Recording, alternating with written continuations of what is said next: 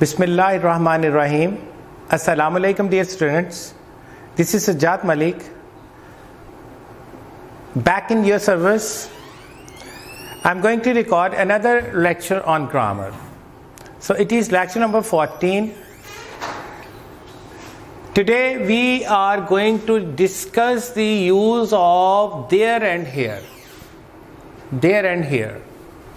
सबसे पहले बेटा गौर करें, अगर पार्ट्स ऑफ स्पीच के एतबार से देखा जाए तो देयर का जो मतलब है, अगर देयर या हेयर, ये एडवर्ब की कैटेगरी में आते हैं.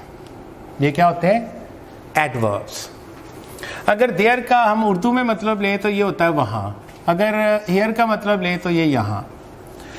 बेटा आज हम जो इसका देयर एंड हेयर का यूज़ करने जा रहे हैं, ना ये एडवर्ब के तौर पे करने जा रहे हैं, ना ये इसका मतलब वहाँ है ना यहाँ है. हम इसको इंट्रोडक्टरी सब्जेक्ट के लिए कर रहे हैं. आज हम there and here introductory subject यानी तारफ़ी फ़ाइल के लिए. अब तारफ़ी फ़ाइल से क्या क्या मुराद है? बेटा ऐसे सेंटेंसेस जिसमें सब्जेक्ट नहीं होता, फिर हमें एक किसी ऐसे वर्ड की ज़रूरत पड़ती है जो सब्जेक्ट बनकर उस खाली जगह को तो पूरा करे लेकिन अपना कोई मतलब ना दे. मेरी इस बात पे गौर कीजिएगा कि जो एक सब्जेक्ट की जगह खाली बच गई ना, तो उसके लिए पूरी इंग्लिश ग्रामर में इम्पेरेटिव सेंटेंसेस के अलावा कोई और सेंटेंसेस नहीं है जो विदाउट सब्जेक्ट होते हैं. तो सब्जेक्ट इज नेसेसरी, ये तो बहुत ही ज़रूरी है, वेरी नेसेसरी. तो अब ऐसे फिर फिक्रे हमारे सामने आते हैं कि जिसमें सब्जेक्ट नहीं, तो फिर हमें एक ऐसे वर्ड की ज़रूरत होती है जो सब्जेक्ट की खाली जगह को पूरा करके अपना नाम सब्जेक्ट तो रखवा ले लेकिन अपना अलग से कोई मतलब ना दे. जब ये काम देर ने किया तो ये एडवर्ब ना रहा और इसका मतलब वहाँ भी ना रहा. ये काम जब हियर ने किया तो ये ना एडवर्ब रहा ना इसका मतलब यहाँ रहा. उसके लिए मैं आपको कुछ एग्जाम्पल्स के साथ समझाता हूँ.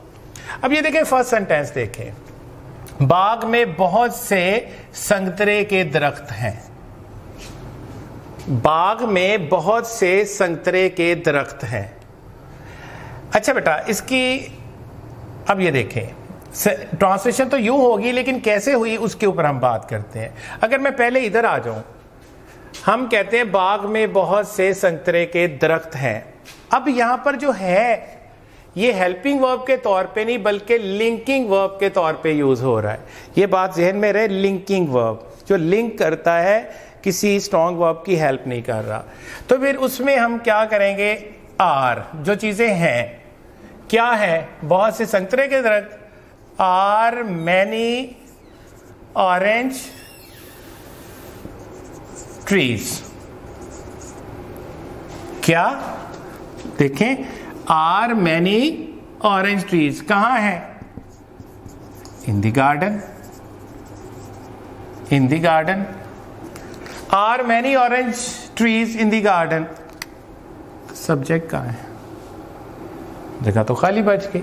देखिए, जब आप लिंकिंग वर्ब आप करते हैं कि वो बहुत अच्छा लड़का है, he is a very nice boy, इसके बाद आपने लिखा ना वो अच्छे खिलाड़ी हैं, they are good players. Are good players linking verb के बाद ही आना है आपने, जो भी क्वालिटी या जो भी स्टेट बयान करनी है. तो उस रूल के मुताबिक जिस भी चीज को जिसका होना पाया जा रहा है वो आपके लिंकिंग वर्ब के बाद आएगा. एक रीज़न ये है कि हम इसको किसी दूसरे और तरीके से क्यों नहीं करते.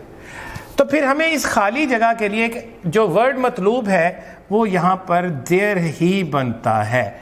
सो there are many orange trees in the garden. नो कम, there are many orange trees in the garden. अब देयर ये जो है यहाँ पर इंट्रोडक्टरी सब्जेक्ट हो गया, ये लिंकिंग वर्ब हो गया और ये rest of the part of the sentence है. इसने लिंक किया इस सब्जेक्ट को रेस्ट ऑफ द सेंटेंस के साथ. एक और एग्जांपल मैंने ली. देखें, कमरे में चंद एक लड़कियां थीं. अगर उसी रूल के मुताबिक लें तो वर कौन थी? आ फ्यू गर्ल्स. कौन थी? आ फ्यू गर्ल्स. कहां थी? इन द रूम. कहाँ थी? इन द रूम। लिंकिंग वर्ब का रूल है कि जो चीज होनी है वो उसके बाद बताई जानी है। एक तो ये है, तो फिर सब्जेक्ट की जगह खाली बच गई, तो यहां पर सुटेबिलिटी है देयर की। हमारे पास कोई और ऑप्शन नहीं है, हम इट नहीं लगा सकते, हियर नहीं लगा सकते, यहाँ देयर। और देयर रिमेंबर यहाँ पर वहाँ का मतलब हरगिज नहीं दे रहा, ये मीनिंगलेस है। ये बात आपने जहन में रखनी है। अच्छा, मैं इस पे आता हूँ। स्टूडेंट के जहन में नेचुरली ये सवाल आना चाहिए, आया भी होगा यकीनन। यू आर ब्रेनी गाइस, माशाल्लाह बहुत टैलेंटेड लोग हैं, टैलेंटेड बच्चे हैं, और ये सवाल जहन में उठा भी होगा। अगर नहीं उठा तो मैंने उठा दिया। अगर मैं इसको ऐसे करूं, A few girls are in the room, तो क्या खराबी है? तो क्या खराबी है? सवाल तो बनता है ना, सवाल तो बेटा बनता है। सोचे, चंद लम्हे सोचे। यस, यू आर राइट, सही तो लग रहा है, बट सही है नहीं। माजरत के साथ देखो, एक चीज तो है जब हम लिंकिंग वर्ब यूज कर रहे हैं, एक कंडीशन, तो जिस चीज ने होना है वो इस लिंकिंग वर्ब के बाद आएगा।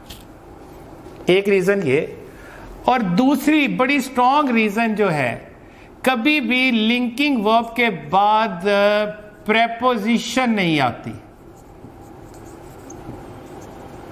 लिंकिंग, मैंने हेल्पिंग वर्ब या वर्ब की बात नहीं की, लिंकिंग वर्ब के बाद कभी प्रेपोजिशन नहीं आती। तो यहां तो आ रही है, फिर देखें स्ट्रॉन्ग वर्ब के बाद तो आती है ना। They are playing in the field, we are sitting in our classroom, he is sitting on the sofa, sitting strong verb के बाद तो आएगी। In some cases helping verb के बाद भी आ जाती है, ऑक्सिलरीज के बाद। लेकिन लिंकिंग, चूंकि यहां पर हम इज, एम, आर, वॉज, वर को लिंकिंग वर्ब के तौर पे ले रहे हैं, तो रूल ये है कि जो चीज मौजूद है वो लिंकिंग वर्ब के बाद आएगी। तो मौजूद है लड़कियां चंद एक, और दूसरे नंबर पे लिंकिंग वर्ब के इमीडिएटली बाद आप प्रेपोजिशन नहीं लगा सकते। इन दो चीजों ने हमें ये फैसला करवाया, ये हमें डिसाइड करवाया कि ये तरीका गलत है, हम इस रूल से नहीं कर सकते, इसलिए हमें इस रूल से आना पड़ा। तो there were a few girls in the room. Hopefully आपको ये पॉइंट समझ आ गया। फिर से बता दूं कि जो चीज है प्रेजेंट में है तो इज, एम, आर, पास में है तो वॉज, वर, लिंकिंग वर्ब। तो लिंकिंग वर्ब के बाद आपने जो चीज मौजूद है वो देना है, और फिर बाद में जहां मौजूद है उसको देना है। Look at this, in the room. तो ऐसी दूसरी वजह है कि लिंकिंग वर्ब के बाद डायरेक्टली कोई प्रेपोजिशन नहीं आ सकती। तो यहां तो फिर आ रही है, ये देखिए सेंटेंस। तो हम इस वजह से ऐसे सेंटेंसेस को इस तरह से नहीं कर सकते जैसे हम नॉर्मल कर लेते हैं कि वो अच्छे खिलाड़ी हैं, दे आर गुड प्लेयर्स। यहां प्रेपोजिशन नहीं आई।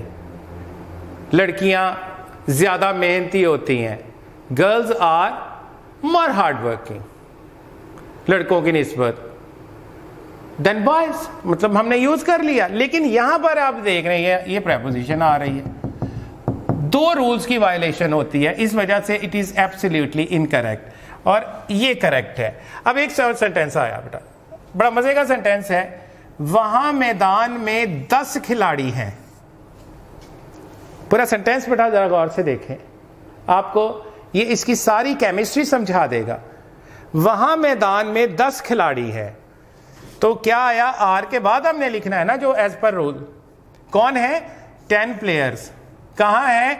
इन दी ग्राउंड। तो सब्जेक्ट क्या बना? देयर। इस वहां का क्या करें? इस वहां का क्या करें?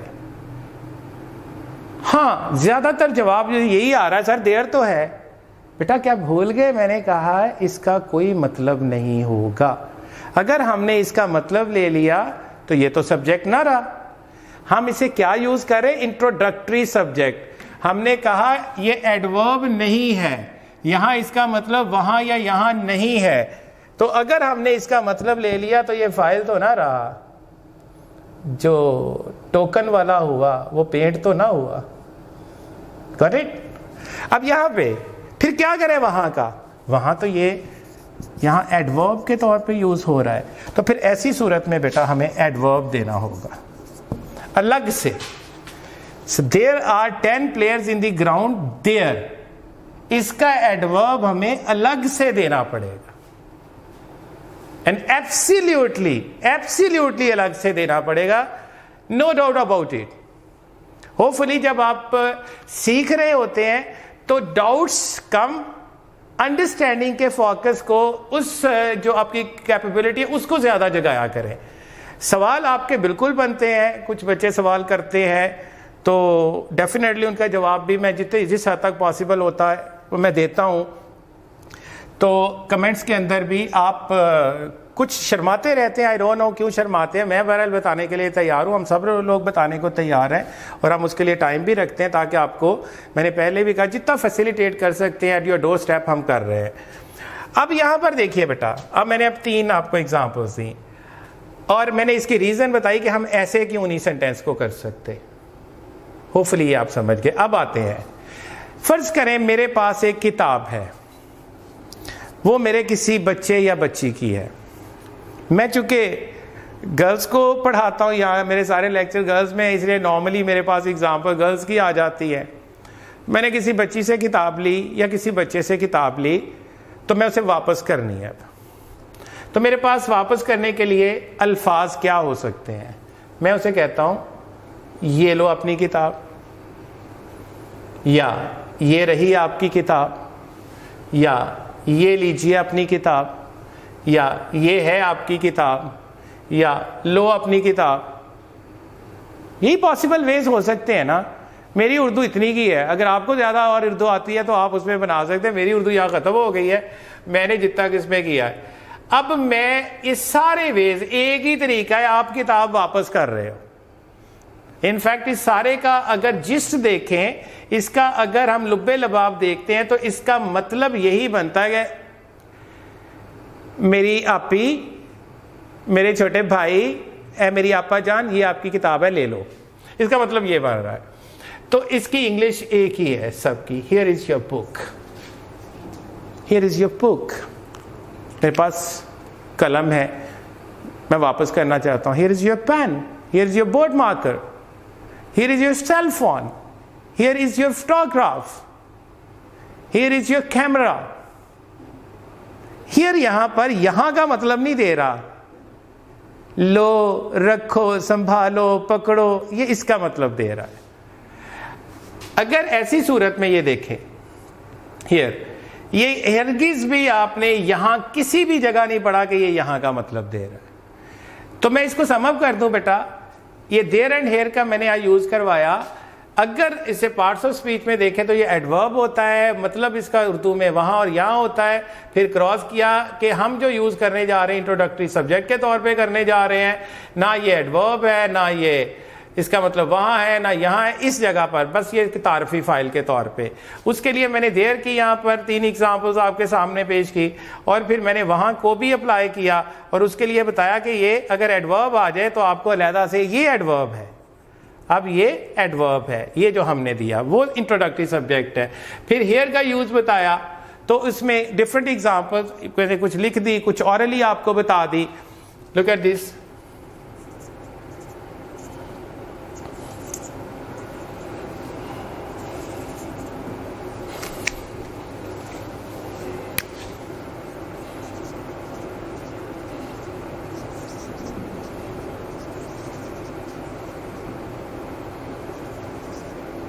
Here are your glasses, ये लीजिए अपने ग्लासेस। आपने उसे मुस्तार लिए हैं किसी से, आपने उसे वापस करने, तो आपने हियर के साथ करेंगे।